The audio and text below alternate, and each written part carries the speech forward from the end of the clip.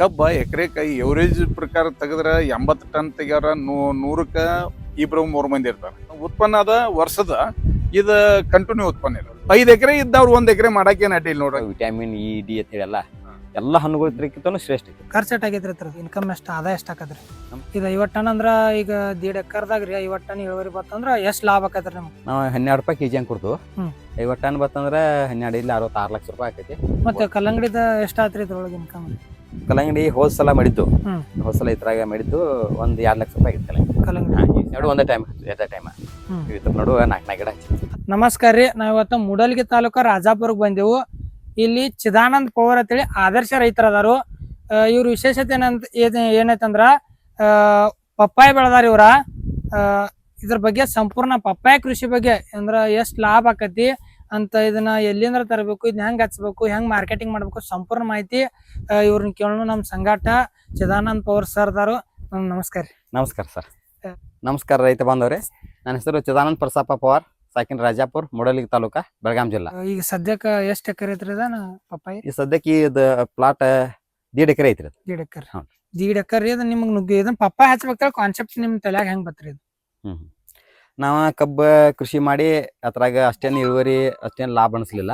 ಹಿಂಗಾಗಿ ನಾವು ತೋಟಗಾರಿಕೆ ಬೆಳೆಗಳಿಗೆ ಬಂದು ನಾವು ಸಂಪೂರ್ಣವಾಗಿ ಸಾವಯವ ಮಾಡೋದ್ರಿಂದ ನಮ್ಗೆ ಬೈಬ್ಯಾಕ್ ಸಿಸ್ಟಮ್ ಚಾಲೂ ಮಾಡ್ಕೊಂತದ್ದು ನಾವು.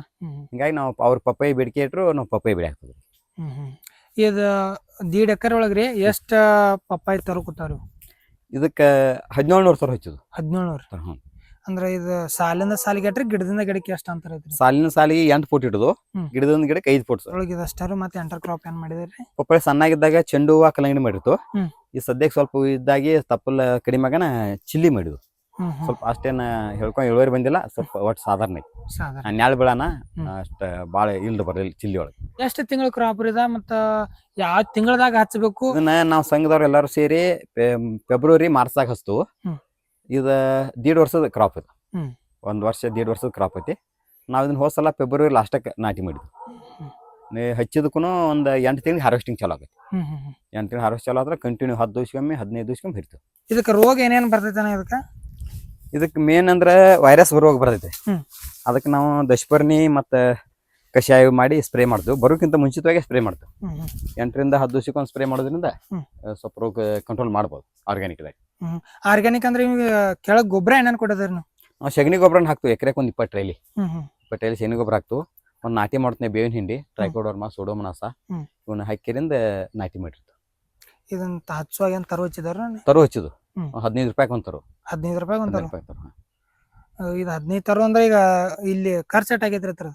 ಇದಕ್ಕೆ ನಾವು ಸಗಣಿ ಗೊಬ್ಬರ ಇದನ್ನ ಕೂಡಿ 1 ಲಕ್ಷ ರೂಪಾಯಿ ಖರ್ಚು ಮಾಡ್ತೀವಿ. ತರುಗಿ, ಸಗಣಿ ಗೊಬ್ಬರ, ಆಳು ಖರ್ಚು, ಹಾರ್ವೆಸ್ಟಿಂಗ್ ಎಲ್ಲ ಕೂಡ ಎಕರೆಗೆ 1 ಲಕ್ಷ ರೂಪಾಯಿ ಖರ್ಚು ಅಂತ. ಇನ್ಕಮ್ ಎಷ್ಟು ಆದಾಯ ಎಷ್ಟು ಆಕದ್ರಿ? ನಮ್ದು 1.5 ಎಕರೆಗೆ ಒಂದು 50 ಟನ್ ಐತಿ ನೋಡಿ. 50 ಟನ್? ಇನ್ನೊಂದು 10-15 ಟನ್ ಬರೋಂಗೈತಿ. ಒಂದು 50 ಟನ್ ಎಕರೆಗೆ ಒಂದು 30 ರಿಂದ 40 ಟನ್ ಬರುತ್ತೆ. ಇದು 50 ಟನ್ ಅಂದ್ರ ಈಗ 1.5 ಎಕರ್ದಾಗ್ರಿ 50 ಟನ್ ಇಳುವರಿ ಬತ್ತಂದ್ರ ಎಷ್ಟು ಲಾಭ ಆಕತ್ರಿ ನಮ್ಗೆ? ನಾವು 12 ರೂಪಾಯಿ ಕೆಜಿ ಹಂಗೆ ಕೊಡ್ತು.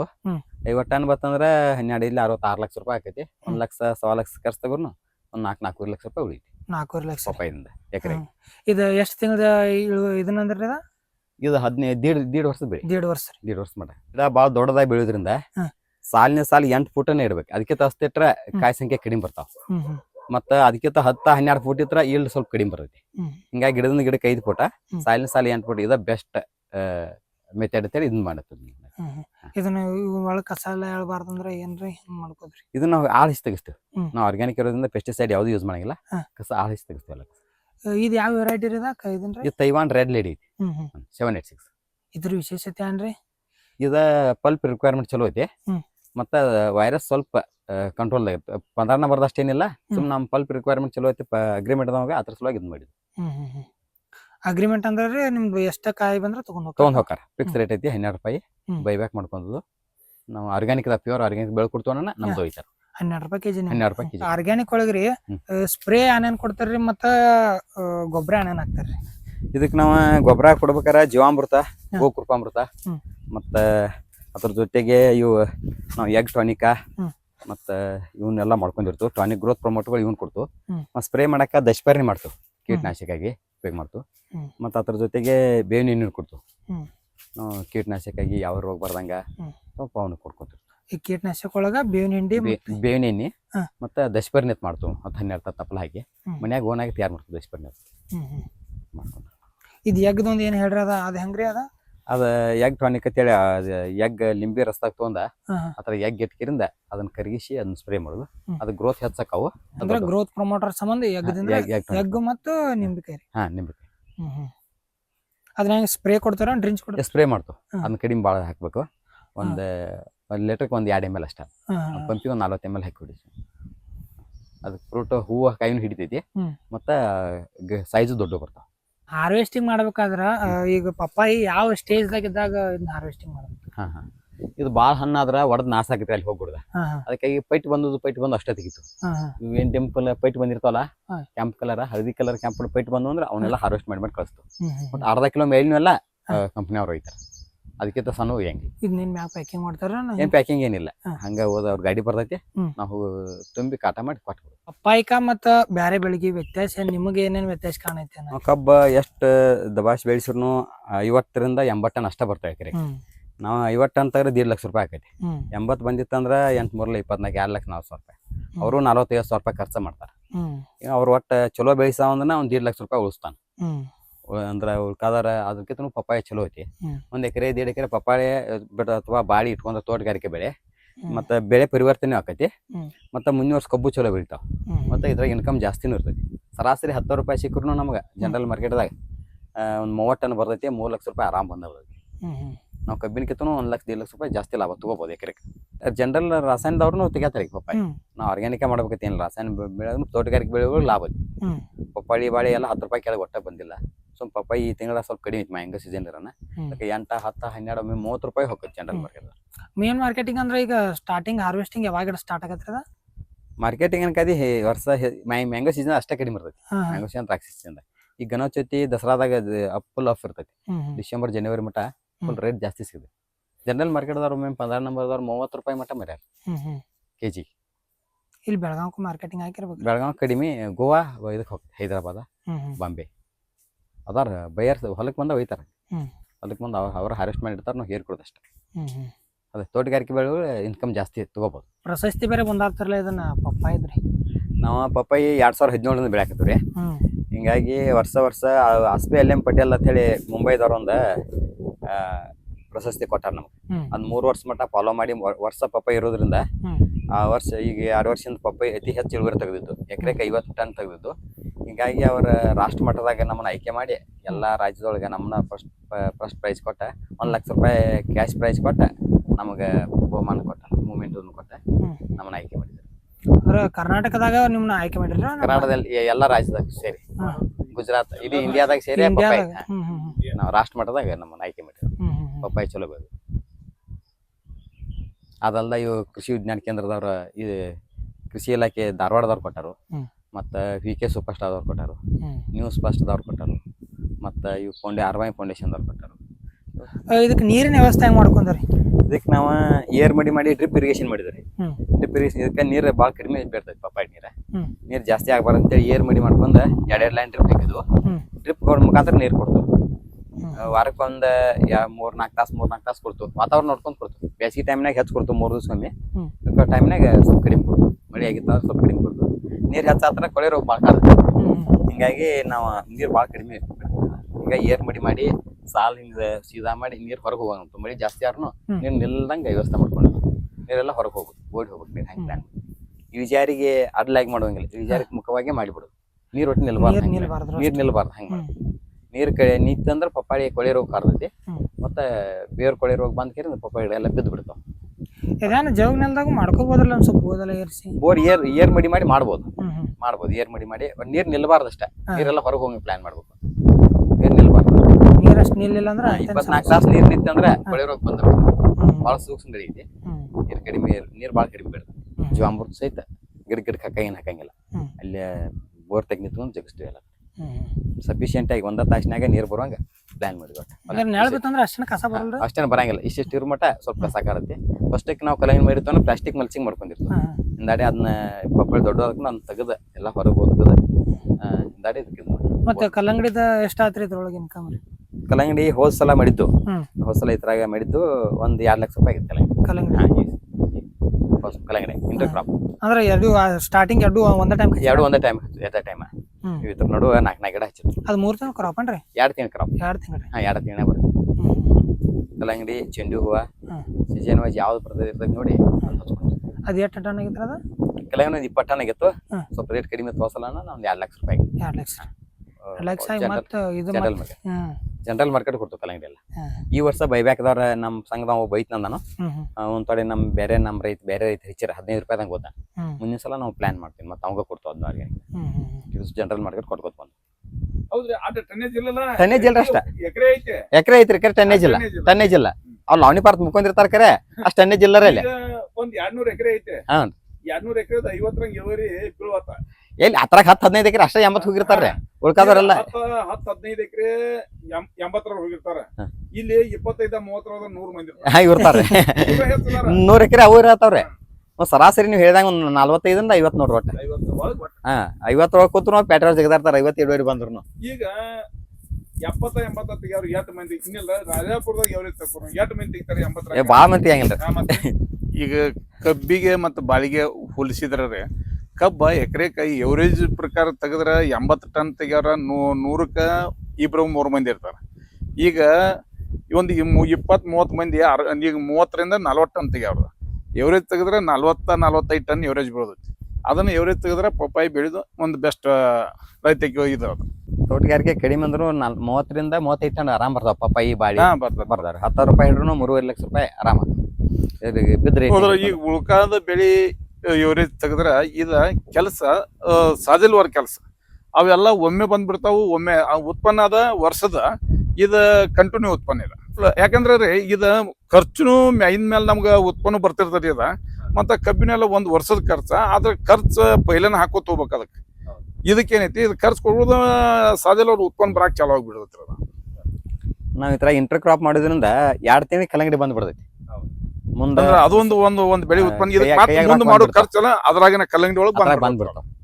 5 ಎಕರೆ ಇದ್ದವ್ರು 1 ಎಕರೆ ಮಾಡಾಕೇನ್ ಅಡ್ಡಿಲ್ಲ ನೋಡ್ರಿ. ಅಗ್ದಿ ಯೋಗ್ಯ ಆಕೈತಿ. ಯಾಕಂದ್ರೆ ಅವ್ರ ಕೆಲ್ಸನು ಅದ್ರ ಕೂಡ 1 ಎಕರೆ ಕೆಲ್ಸನು ಕಡಿಮೆ ಆಕೈತಿ. ಉತ್ಪನ್ನ ಜಾಸ್ತಿ ಆಗ್ಬಿಡತ್ರಿ. ಒಮ್ಮೆ ಅದ್ರ ಕಡೆ ಹೋದ್ರಂದ್ರ ಒಮ್ಮೆ ಅದಕ್ಕೆ ಆ ಕಡೆ ಬೆನ್ ಹತ್ಬೇಕ. ಅಂದ್ರ ಇದ್ರೊಳಗ ಅದು ನಮ್ಗೆ ಇನ್ಕಮ್ ಐತಿ. ಮತ್ತ ಇದ್ರೊಳಗ ನಮ್ಗ ಇದಕ್ಕೆ ದುಡಿಕೆ ಅಷ್ಟೈತಿ, ಉತ್ಪನ್ನ ಎಷ್ಟೈತಿ ಅದು ಒಮ್ಮೆ ಗುರ್ತಾತಂದ್ರ ಇದು ನಮ್ಗ ದುಡಿಕೆ ಕಡಿಮೆ ಉತ್ಪನ್ನ ಹೆಚ್ಚು ಬರಾಕೈತಿ. ಮಂದಿ ಆ ಕಡೆ ತಾನ ಆಟೋಮೆಟಿಕ್ ಹೋಗ್ಬಿಡ್ತಾರ್ರಿ. ಮತ್ತೆ ಇನ್ನೊಂದು ನಾವು ಕೂತ್ರ ಯಾವ್ದು ಸಾಧ್ಯ ಆಗೋದಿಲ್ಲ. ಹೋಗಿ ನಾವು ಮಾಡಿದ್ರು ಅಷ್ಟೊತ್ತು ಹೋಗಿ ಮೊದಲು ಮಾಡಿದವ್ರದ್ದು ಅಡ್ಡಾಡಿ ನೋಡಿ ಮಾಡಿ ಅವ್ರ ಪದ್ಧತಿಲಿ ಯಾವ ಪ್ರಕಾರ ಮಾಡ್ಯಾರು, ನಾವ್ ಯಾವ ಪ್ರಕಾರ ಮಾಡ್ಬೇಕು, ನಮ್ಮ ಏರಿಯಾದಾಗ ಮಾಡಿಲ್ಲ ಅಂದ್ರೆ ನಾವು ಮಾಡಿ ತೋರ್ಸುವಂತ ಒಂದು ಛಲ ಬೇಕು. ಕಬ್ಬ ಆಲಸ್ಯಗಳು ಬೆಳೀರಿ. ಕಬ್ಬ ನಾಟಿ ಮಾಡುದು, ಹುಲ್ ನೆವಸ ಹಿಡಿದು ನೀರ್ ಹಚ್ಕೋತ್ ಕೂತ್ ಬಿಡುದು. ಹೋಗಿ ಬಸ್ ಸ್ಟ್ಯಾಂಡ್ ಮ್ಯಾಗ ಕಟ್ಟಿ ಹೇಳ್ಕೊತ್ ಕೂತ್ ಬಿಡುದು. ಕೆಲಸ ಏನ್ ಕೇಳೋಗಿಲ್ರಿ ಅಲ್ಲಿ. ಮತ್ತ ಅವ್ರಿಗೆ 1000 ಬಟ್ 2000 ಎಂಟ್ರಿ ಕೊಟ್ರೆ ಅವ್ರು ಕಡ್ಕೊಂಡ್ ಹೋಗ್ಬಿಡ್ತಾರ. ಇದ್ರದ್ದು ಸ್ವಲ್ಪ ಕೆಲಸ ಇರ್ತೈತಿ. ವಾರಕ್ಕೊಮ್ಮೆ ಹಾರ್ವೆಸ್ಟಿಂಗ್ ಮಾಡ್ಬೇಕು. ಮತ್ತು 15 ದಿವ್ಸಕ್ಕೊಮ್ಮೆ ಸಾಧಾರ ಯಾಕೋದು ಒಂದು ಸ್ಪ್ರೇ ತೊಗೋಬೇಕು. ಕಡೆಗೆ 20 ದಿವ್ಸಕ್ಕೊಮ್ಮೆ ಸ್ಪ್ರೇ ತೊಗೋಬೇಕು. ಯಾಕಂದ್ರೆ ಸ್ವಲ್ಪ ನೋಡ್ಕೊತಿರ್ಬೇಕಾಕೈತಿ. ಅಡ್ಡಾಡ್ಕೊತ ಆಟ ಆಡ್ಕೊತ.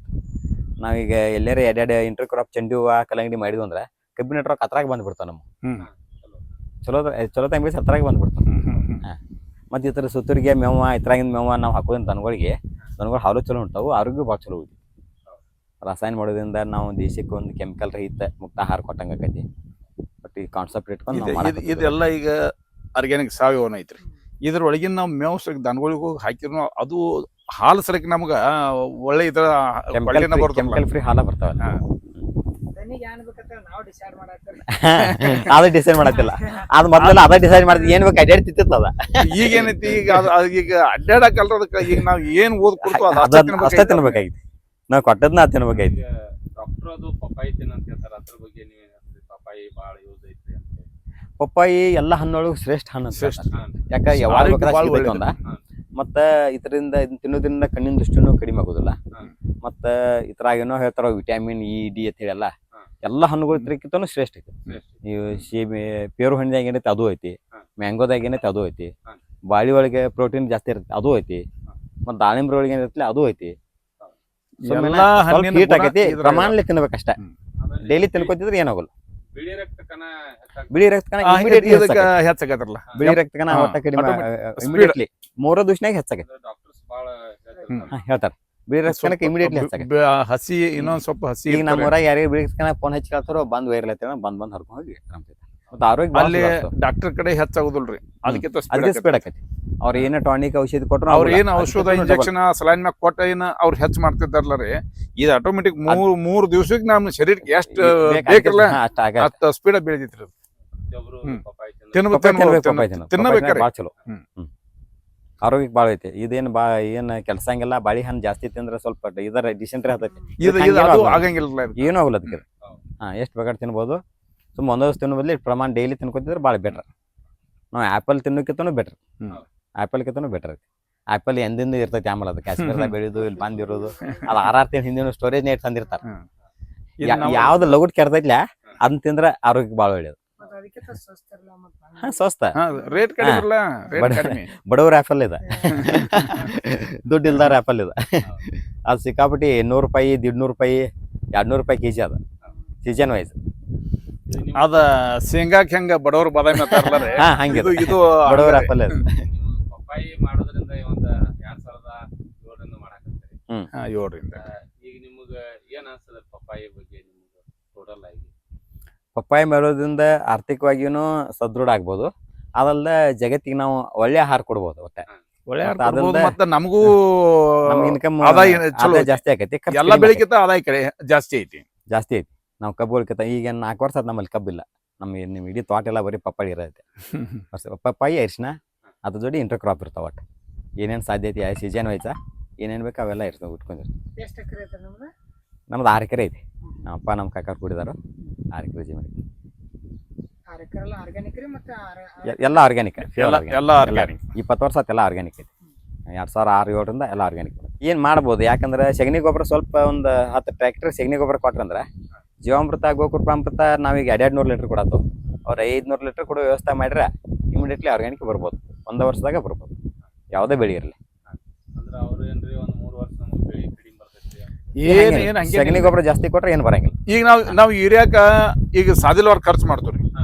ಅದನ್ನೇನ್ ಮಾಡುದು, ಈಗ ಒಮ್ಮೆ ಸಗಣಿ ಗೊಬ್ಬರನ ಏನ್ ನಾವು ಲಾಗೋಡ್ ರಾಸಾಯನಿಕ ಏನ್ ಖರ್ಚು ಮಾಡ್ತಿರಲ್ಲ ಅಷ್ಟು ಗೊಬ್ಬರ ಒಮ್ಮೆ ನಾವು ಗೊಬ್ಬರ ನೆಲ್ಲ ಗೊಬ್ಬರ ಹಾಕಿಬಿಟ್ಟು ತಗೊಂಡು ಏನ್ ಅವಶ್ಯಕ ಇಲ್ಲ. ಒಂದ್ ಸ್ವಲ್ಪ 6 ತಿಂಗಳ ತನಕ ಸ್ಲೋ ಹೋಗತ್ತೆ. ಅದು ಬೆಳಿ ಬೇರೆ ಹೆಂಗ ಜಾಸ್ತಿ ಹೆಚ್ಚಿನ ಪ್ರಮಾಣ ಬಿಡ್ತೈತಿಲ್ಲ ಆಟೋಮೆಟಿಕ್ ಬೆಳವಣಿಗೆ ಚಾಲು. ಒಮ್ಮೆ ಬೆಳವಣಿಗೆ ಚಾಲು ಆಗಿತ್ತಾರೆ ಮುಂದಿನಕ್ಕಂದ್ರು ಅದೇನ ಇದು ಮಾಡಂಗಿಲ್ಲ. ನಾವು ಮಾಡಿದ್ವು ನಮಗೂ ಎಲ್ಲ ಹಂಗ ಅಂದ್ರ ಪೈಲ ಇಲ್ಲ ಹಂಗಾಕೈತೆ ಹಿಂಗಾಕೈತೆ ಅಂತ ನೋಡಿದ್ವು. 1 ವರ್ಷ ನೋಡಿದ್ವು, ನಮ್ಗೆ ಅದ ಕರೆಕ್ಟ್ ಅನಿಸ್ತು. ಅದ ಪ್ರಕಾರ ಏನ್ ಮಾಡಿದ್ರಲ್ಲ ನಮ್ದು ಎಲ್ಲ ಕಂಪ್ಲೀಟ್ ಅದ. ಈಗ ಸಾವಯವನ ಆಯ್ತು ಏನಿಲ್ಲ. ಅದನ್ನ ನಾವು ಸಾದಿಲ್ವಾರ ಹಿರಿಯ ಗೊಬ್ಬರ ಏನ್ ಕೊಡ್ತಲ್ಲ ಅದ ಗೊಬ್ಬರ ಖರ್ಚನ ಮೊದಲು ನಾವು ನೆಲದ ಗೊಬ್ಬರ ಸಗಣಿ ಗೊಬ್ಬರನ ಇಲ್ಲಿ ಕೊಟ್ಟು ಇದನ್ನ ಮಾಡಿಬಿಟ್ಟು ಅಂದ್ರೆ ಆಟೋಮೆಟಿಕ್ ನೆಲ ತಾಕತ್ತಾರೆ ಬೆಳೆ ಬಂದ ಬರ್ತದೆ. ಪಪ್ಪಾಯಿ ಹಚ್ಬೋದು. ಒಂದು ಮಲ್ಲ ನೀವು ಒಮ್ಮೆ ಈಡಾಗಿ 4-5 ಎಕರೆ ಮಾಡಬೇಡ್ರಿ, ಒಂದು ಅರ್ಧ ಎಕರೆ ಮಾಡಿ ನೋಡ್ರಿ. ಮತ್ತು ನಿಮ್ಮ ಸುತ್ತಮುತ್ತ ರೈತರನ್ನ, ನಿಮ್ಮ ತಾಲೂಕಿನ ರೈತರನ್ನ ಅಡ್ಡಾಡಿ ಕೇಳ್ರಿ ಏನೇನು ಬರ್ತಾವ ರೋಗ ಹೆಂಗೆ ಬರ್ತಾವ ಅಂತೇಳಿ. ಪ್ಲಾಟ್ಗೆ ವಿಸಿಟ್ ಕೊಟ್ಟು ನೋಡ್ರಿ, ಬರೀ ಫೋನ್ಯಾಗ ನೋಡಿ ಮಾಡೋದಿರೋದಿಲ್ಲ. ಮತ್ತು ಬೇಕಾದ್ರೆ ನಮ್ಮ ತೋಟಕ್ಕೂ ಬಂದು ನೋಡ್ಬೋದು. ಅದು ಮಾಡೋದ್ರಿಂದ ನಿಮ್ಗೆ ಇನ್ಕಮ್ ಚಲೋ ಇಳುವರಿ ಬರ್ತದೆ. ಕಬ್ಬಿನಕ್ಕಿಂತ ಲಾಭ ಜಾಸ್ತಿ ಆಕೈತಿ ಒಳ್ಳೆ ತೋಟಗಾರಿಕೆ ಬೆಳೆ. ನೋಡ್ರಿ ಅದ ಪಪ್ಪಾಯಿ ಕೃಷಿ ಒಳಗ ಲಾಭದಾಯಕ ಕೃಷಿ ಐತಿದ ಅಂತ. ಈಗ ಹೆಂಗೈತಿ, ಆದರ್ಶ ರೈತರು ಹಿಂಗೆಲ್ಲಾ ಮಾಡಿರ್ತಾರ, ನಿಮ್ಗೆ ಆದಾಯ ಹೆಚ್ಚು ಕಾಣ್ತಿರ್ತದ. ನಿಮ್ಗ ನೀವು ಮಾಡಾರಿದ್ರಿ, ಆನೆಸ್ಟ್ ಆಗಿ ಮಾಡಾರಿದ್ರಿ ಅಂದ್ರ ಅವ್ರ ನಂಬರ್ ಕೊಟ್ಟಿರ್ತಾನೋ ಅಂದ್ರೆ ಅವ್ರಿಗೆ ಕಾಲ್ ಮಾಡ್ರಿ, ಅವ್ರ ಮಾಹಿತಿ ಕೊಡ್ತಾರ. ಒಂದ್ಸಲ ಆದ್ರೆ ಇಲ್ಲಿ ರಾಜಾಪುರಕ್ಕೆ ಬಂದು ವಿಸಿಟ್ ಕೊಡ್ರಿ ಅಂತ. ಇದೇ ರೀತಿ ಕೃಷಿ ಬಗ್ಗೆ, ಆದರ್ಶ ರೈತರ ಬಗ್ಗೆ ನೀವು ನಮ್ಮ ಕರ್ನಾಟಕ ಫಾರ್ಮರ್ ಪೇಜ್ದಾಗ ನೋಡ್ಬೋದು ಅಂತ. ಇದೇ ರೀತಿ ಹೆಚ್ಚಿನ ವಿಡಿಯೋಗಳಿಗಾಗಿ ನಮ್ಮ ಕರ್ನಾಟಕ ಫಾರ್ಮರ್ ಪೇಜ್ ಫಾಲೋ ಮಾಡ್ಕೋರಿ ಅಂಡ್ ಸಬ್ಸ್ಕ್ರೈಬ್ ಮಾಡ್ಕೋರಿ. ಮುಂದಿನ ವಿಡಿಯೋದಾಗ ಸಿಗೋಣ. ಧನ್ಯವಾದಗಳು.